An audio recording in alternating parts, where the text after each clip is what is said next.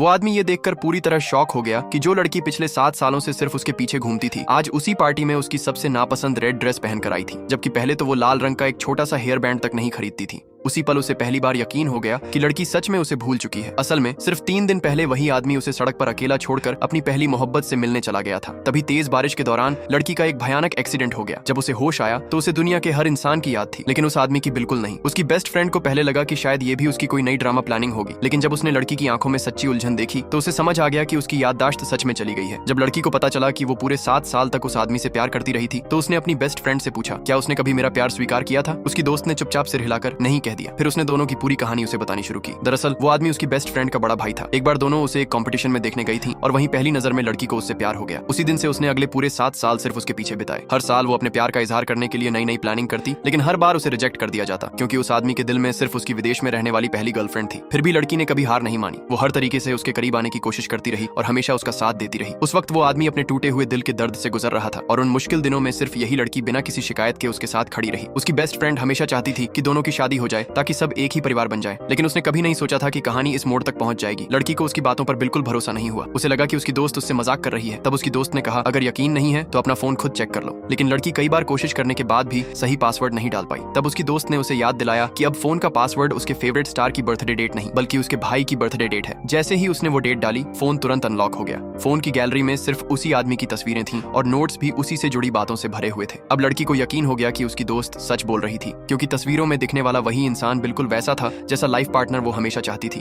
उसकी दोस्त ने उसे हमदर्दी से देखते हुए कहा, मेरे अंकल बहुत बड़े साइकेट्रिस्ट हैं, वो तुम्हारी याददाश्त जरूर वापस ला सकते हैं। लेकिन लड़की ने मुस्कुराकर कहा, अब इसकी कोई जरूरत नहीं है। उसने कहा, भले ही मैं उसे भूल चुकी हूँ, लेकिन दिल टूटने का दर्द आज भी महसूस होता है। शायद उसे भूल जाना ही मेरे लिए सबसे बड़ी राहत है। ये सुनकर उसकी दोस्त के पास कहने के लिए कुछ भी नहीं बचा। उसने बस इतना कहा कि वो आराम करे, तब तक वो उसके लिए कुछ खाने का इंतजाम करके आती है। जैसे ही उसकी दोस्त कमरे से बाहर गई, लड़की ने तुरंत अपने मम्मी पापा को फोन किया और कहा कि वो उनकी तय की हुई शादी के लिए तैयार है। ये सुनते ही उसके माता पिता हैरान रह गए। उन्होंने पूछा, अचानक ऐसा क्या हो गया? क्या उस आदमी ने तुम्हारे साथ कुछ किया है? लड़की ने तुरंत कहा, नहीं, ऐसी कोई बात नहीं है, बस अब मुझे सच्चाई समझ आ गई है। जब वो मुझसे प्यार ही नहीं करता तो मैं भी अब उस पर अपना प्यार थोपना नहीं चाहती। लेकिन बदकिस्मती से वो आदमी उनकी पूरी बात सुन चुका था और उसने यही समझा कि लड़की जानबूझकर ऐसा बोल रही है ताकि उसका ध्यान फिर से अपनी तरफ खींच सके।